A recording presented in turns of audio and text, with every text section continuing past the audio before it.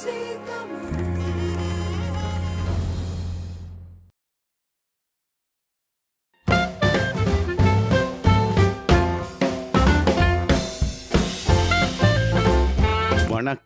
தாய்நாடு. கிளைகள் எங்கே படர்ந்தாலும் வேர் இங்கேதான்.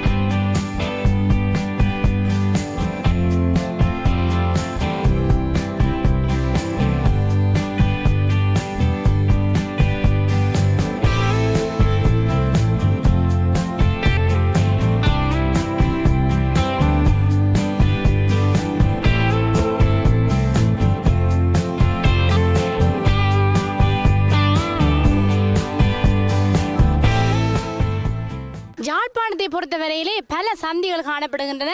கடந்த நிகழ்ச்சிகளில் கூட நாங்கள் உங்களுக்கு சந்தியை பற்றிதான பல நிகழ்ச்சிகளை வழங்கியிருந்தோம். இன்றைய நிகழ்ச்சி கூட சந்தியை பற்றி தான் அமைய போகின்றது. நாங்கள் தற்பொழுது சுண்டுக்குழி சந்தியில் நின்று கொண்டிருக்கின்றோம். இன்றைய நிகழ்ச்சி கூட சுண்டுக்குழி சந்தியிலிருந்து பஸ்டியின் சந்திக்கிடையில் என்னென்ன சுவாரஸ்யமான விடயங்கள் இருக்கின்றது என்பதை இன்றைய நிகழ்ச்சியிலே நாங்கள் பார்க்க போகின்றோம். நேர்களே, வாருங்கள் நிகழ்ச்சியின் இந்த பகுதிக்கு.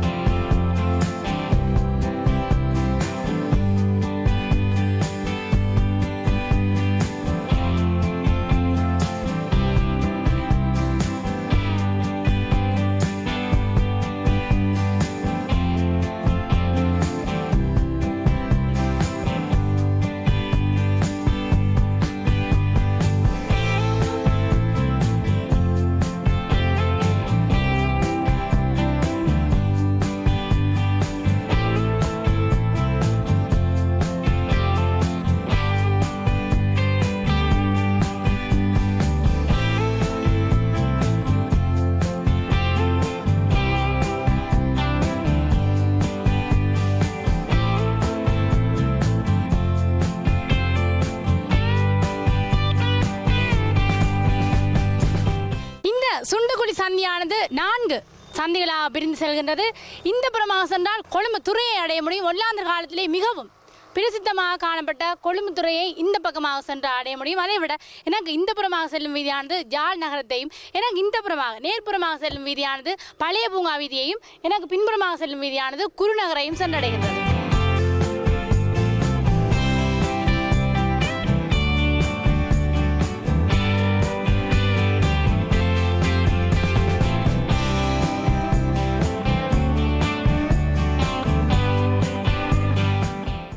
சுண்டுக்குழி சந்தியிலே காணப்படுகின்ற முக்கியமான விடயங்களில் எனக்கு பின்னால் தற்பொழுது பார்த்து கொண்டிருக்கின்ற சுண்டுக்குழி மகளிர் கல்லூரி விளங்குகின்றது. கிட்டத்தட்ட 1896ஆம் ஆண்டு காலப்பகுதியிலே உருவாக்கப்பட்ட இந்த பாடசாலை தலைமுறையாக பல கல்விமான்களை உருவாக்கிய ஒரு சிறந்த பாடசாலையாக இந்த சுண்டுக்குழி மகளிர் கல்லூரி விளங்குகின்றது.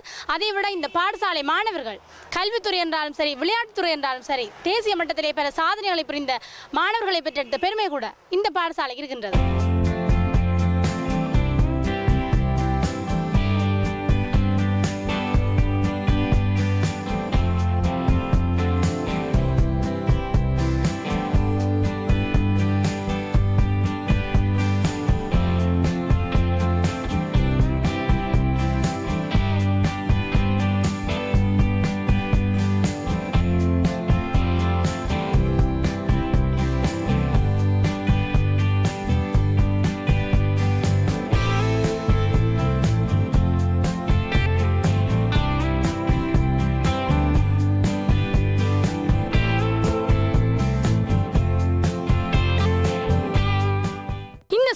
சந்தியிலே மிகவும் சிறப்பு வாய்ந்தது மிகவும் முக்கியமானதுமான ஒரு நிறுவனத்தை தான் தற்பொழுது பின்னால் பார்த்து கொண்டிருக்கின்றீர்கள். யாழ் ஜெய்ப்பூர் வலுவிழந்தோர் புனர்வாழ்வு நிறுவனம். என்னென்னு சொன்னால் கைகளை இழந்தோர்களுக்கும் கால்களை இழந்தோர்களுக்கும் இலவசமாக ரப்பர் கைகளையும் பொருத்தி அவர்களுக்கு புனர்வாழ்வு அளித்துக் கொண்டிருக்கின்றது இந்த நிறுவனம் சுண்டுக்குழி சந்தியிலே ஒரு பெருமை தரக்கூடிய விடயமாகவும் அதை விட ஒரு முக்கியமான விடயமாகவும் இந்த விளங்குகிறது.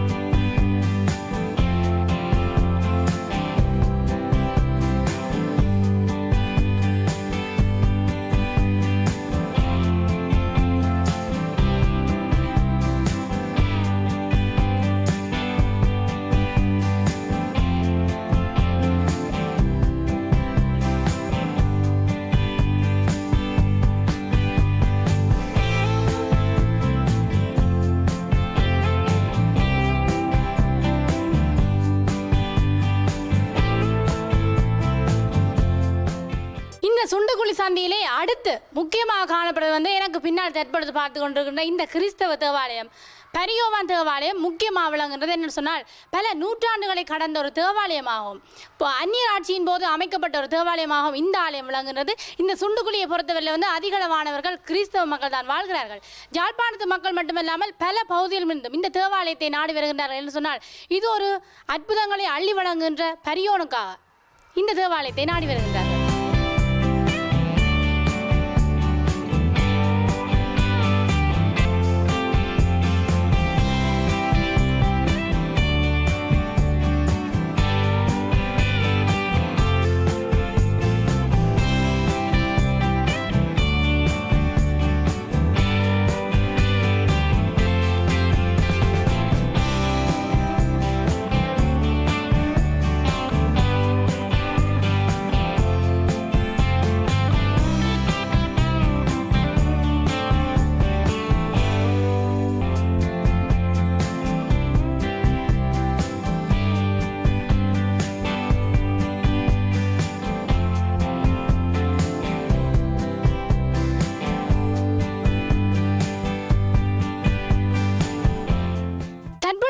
பார்த்தாலும் ஆங்கில மொழியின் தாக்கம் அதிகரித்து கொண்டுதான் வருகின்றது. பெற்றோர்கள் தங்களுடைய பிள்ளைகளின் கல்வி வளர்ச்சியை கூட இந்த ஆங்கில மொழி மூலம் கற்பிக்க வேண்டும் என்ற ஆவலாக இவ்வாறான சர்வதேச பாடசாலைகளில் தங்களுடைய பிள்ளைகளை கொண்டு போய் சேர்க்கிறார்கள். தற்பொழுது நீங்கள் பார்த்து கொண்டிருக்கின்றீர்கள் இந்த சுண்டுக்குழி சந்தியிலே சென்ட் ஜோன்ஸ் கல்லூரி ஒரு முக்கியமான ஆங்கில பாடசாலையாக விளங்குகின்றது. அதைவிட இந்த பாடசாலைக்கு முன்னால் தான் யாழ்ப்பாணத்தினுடைய பிரதேச செயலகம் கூட காணப்படுகின்றது.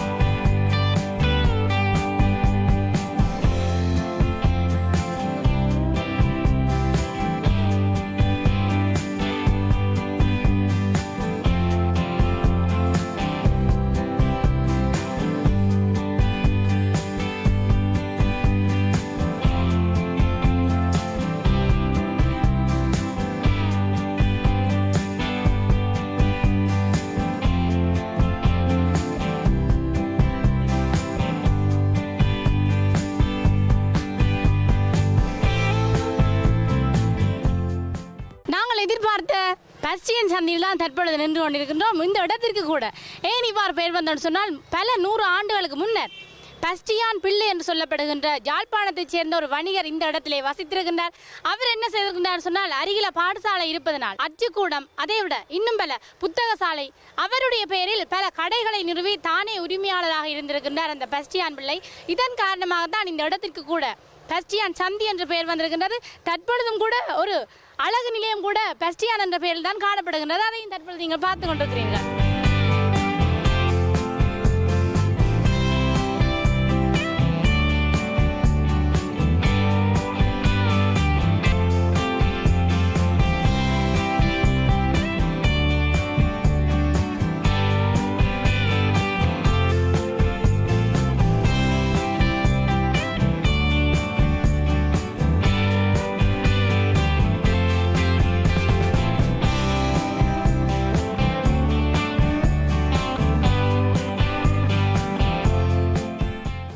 பஸ்டியன் சந்தியானது 3 சந்திகளாக பிரிந்து செல்கின்றது. இது வந்து A9 பாதை, இது வந்து யாழ்ப்பாணம் செல்கின்றது. இந்த பாதை வந்து சுண்டுகுழி சந்தியை சென்றடைகின்றது. நாங்கள் இந்த இடத்திலிருந்து இந்த நிகழ்ச்சியை நிறைவு செய்து கொண்டு இன்னும் ஒரு வணக்கம் தாய்நாடு நிகழ்ச்சியில் நேர்களை சந்திக்கலாம். அதுவரையில் ஒளிப்பதிவாளர் தர்சனுடன் சர்மி. நன்றி நேர்களே.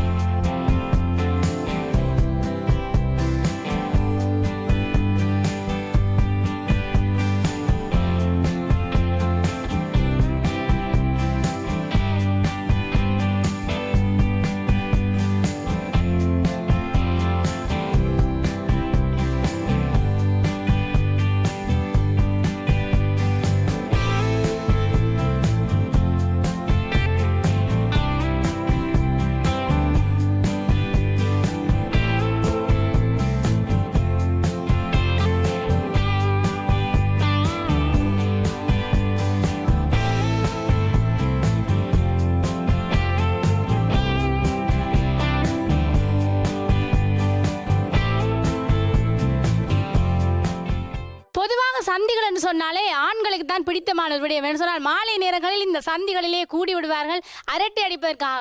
இப்பொழுது அந்த ஞாபகங்கள் எல்லாம் உங்களுக்கு ஏற்படுதும் என்று நினைக்கிறேன். நாங்கள் அடுத்த நிகழ்ச்சிக்குள்ளே செல்வதற்கு முதல் ஒரு சிறிய விளம்பர இடைவெளி எடுத்துக்கொள்ள போகின்றோம். நேர்கள் இணைந்திருப்பது வணக்கம் தாய்நாடு. அதுவரையில் சற்று நேரம் காத்திருங்க.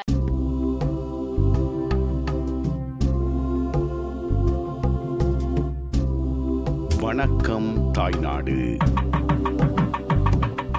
வேலவனே நனவில் வர ஓடுதையாய் கடுகளவே நேரமையா ஐயா கடுகளவோ நேரமையாய் வேலவன முருக கடற்கண்ணால் பார்த்திடையா.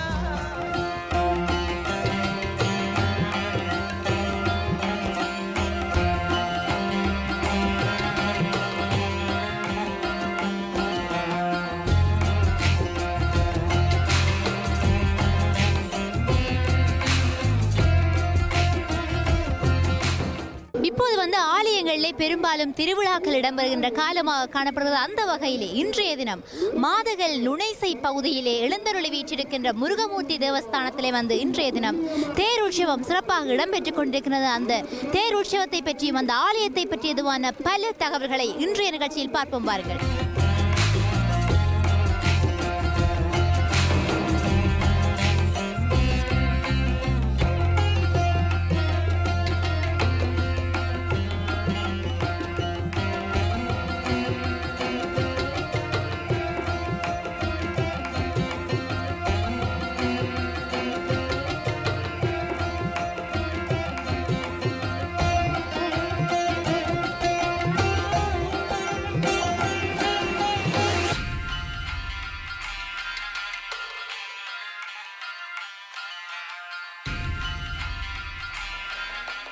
ஆலயங்களில் வந்து திருவிழாக்கள் இடம்பெறுகின்ற பொழுது ஒவ்வொருவரும் வந்து மக்கள் தங்களுடைய மனதிலே பல நேர்த்திக்கடன்களை நிறைவேற்றுவார்கள். அந்த வகையில் இந்த ஆலயத்தை பொறுத்தவரை வந்து நிறைய நேர்த்திக்கடன்களை நிறைவேற்றுகிறார்கள். வித்தியாசமான முறையிலே காவடிகள், பறவை காவடி, இன்னும் ஆணியிலே வைத்த காவடி, கத்தியிலே காவடி என்று பல மனதை உருக்கக்கூடிய வகையிலே காவடிகள் எடுத்து இறைவனை மகிழ்வித்து தங்களுடைய நேர்த்திக்கடன்களை சிறப்பாக நிறைவேற்றி வருகிறார்கள்.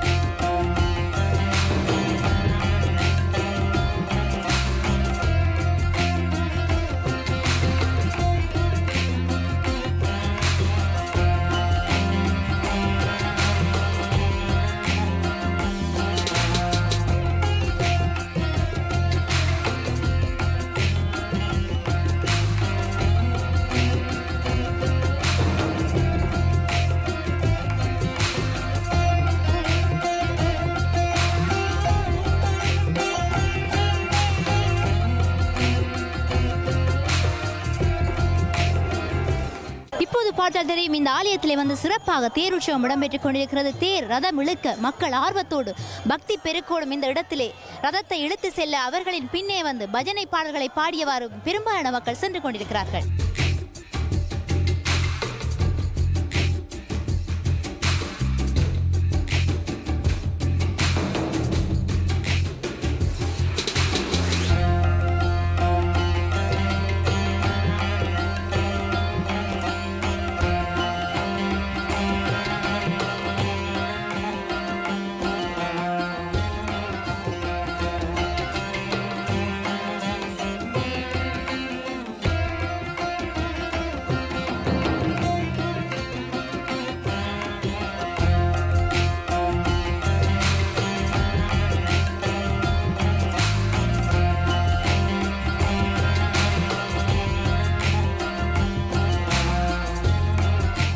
இப்போது இந்த தேர் முன்புற வீதியிலே பவனி வந்து கொண்டிருக்கிறது. பெரும்பாலான பக்த கோடி மக்கள் தங்களுடைய நேர்த்திக் கடன்களை நிறைவேற்றினாலும் கூட பெரும்பாலானவர்கள் பல காவடிகளை எடுக்கிறார்கள். ஆனால் முன்புறமாக இந்த பக்கத்திலே பார்த்தால் தெரியும், நிறைய அம்மாக்கள் என்ன செய்கிறார்கள் என்று சொன்னால், தங்களுடைய உள்ளத்திலே எழுந்த பல நேர்த்திக் கடன்களை நிறைவேற்றுவதற்காக கையிலே தீச்சட்டி ஏந்திய பக்த பெருங்கோடி மக்களாக காட்சி அளிக்கிறார்கள்.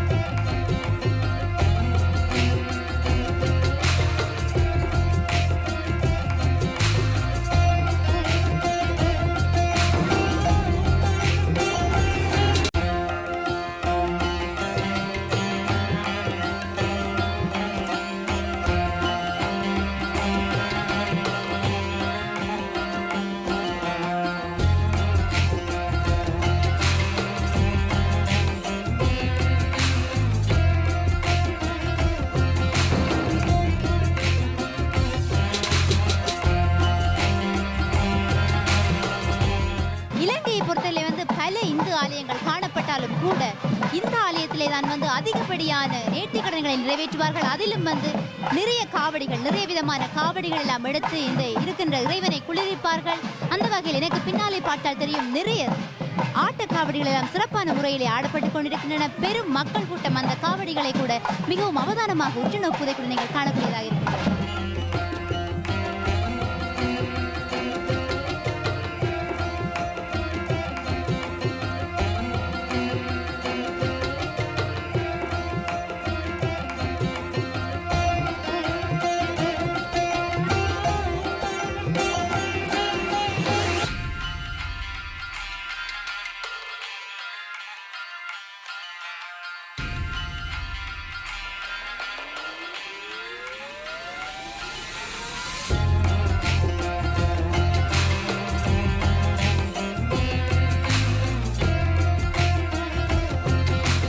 இப்போது தேர் மெல்ல மெல்ல நகர்ந்து தன்னுடைய இருப்பிடத்தை அடைந்து விட போகிறது. அப்போது இங்கே பக்தி பரவசத்தோடு தங்களுடைய நேர்த்திக் கடன்களை நிறைவேற்றுவதற்காக பல காவடிகளை எடுத்த மக்களுக்கு நிச்சயம் முருகனுடைய அருட்கடாட்சம் நிச்சயம் கிடைத்திருக்கும். அதே போல புலம்பெயர்ந்த நாடுகளிலே வாழுகின்ற உங்களுக்கும் இங்கே வீற்றிருக்கின்ற முருகனின் அருட்கடாட்சம் நிறைவாக கிடைக்கப்பெறுவதாக.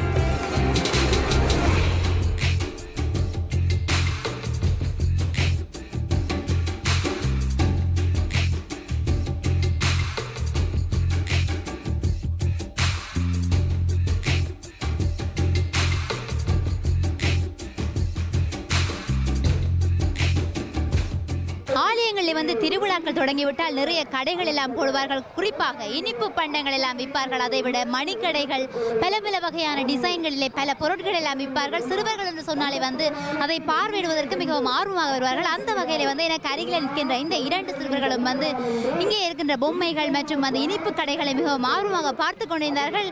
எங்கே இருந்து வந்தீங்க தேர் உற்சவத்துக்கு? மாங்குளத்திலிருந்து. மாங்குளத்திலிருந்து வந்தீங்களா? நீங்க ஒன்றும் வேண்டிய இல்லையா கடையில? ஐஸ்கிரீம் குடிச்சிட்டீங்களா? நீங்க பொம்மையெல்லாம் பார்த்து கொண்டு வந்தீங்க. என்ன பொம்மை எடுத்தீங்க? நீங்க என்ன பொம்மை எடுத்தீங்க? நாங்க பொம்மை எடுக்கல. பொம்மை எடுக்கலையா? அம்மா வேணி தரலையா பிள்ளைக்கு? இல்ல. அப்ப நீங்க அடம் பிடிச்சிருக்கலாம் தான் வேணி தர சொல்லி. அம்மா வரையல.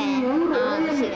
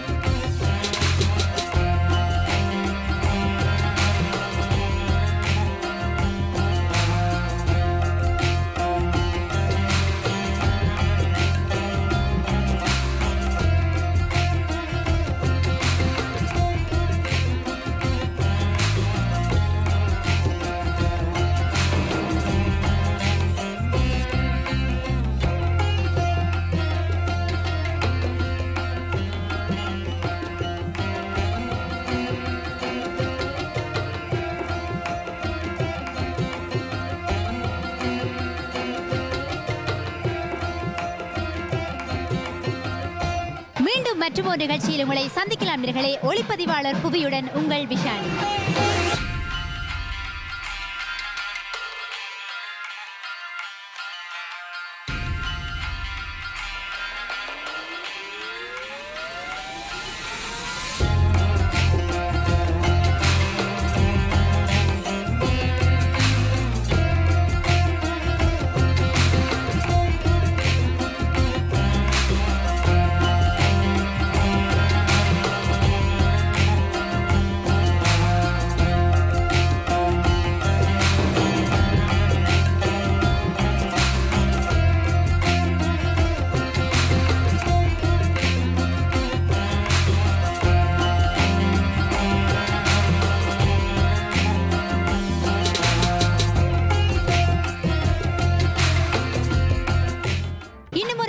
நிகழ்ச்சிக்குள்ளே செல்வதற்கு முதல் இப்போது நாங்கள் ஒரு சிறிய விளம்பர இடைவெளி எடுத்துக்கொள்ளலாம். இது உங்கள் வணக்கம் தாய்நாடு. எங்களுடன் என்று முனைந்திருங்கள்.